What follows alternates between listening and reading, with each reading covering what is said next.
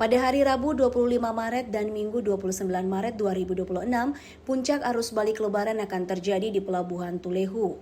Hal itu disampaikan pelaksana tugas Kepala Kantor Unit Penyelenggara Pelabuhan UPP Kelas 2 Tulehu, Mira Kaimudin.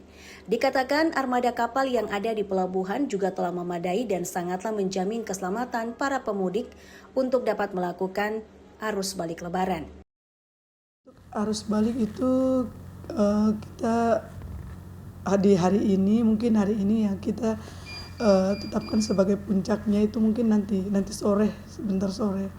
Itu yang dari Amahai. Sementara dari Pulau Banda itu nanti di hari Minggu, sementara hari ini dan besok.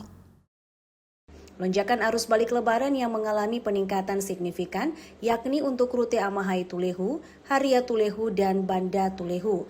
Guna menjamin keamanan dan keselamatan para pemudik, unit penyelenggara pelabuhan UPP Kelas 2 Tulehu juga telah berkolaborasi dengan pihak TNI Polri, Basarnas, dan stakeholder lainnya selama pelaksanaan mudik maupun arus balik lebaran tahun 2026.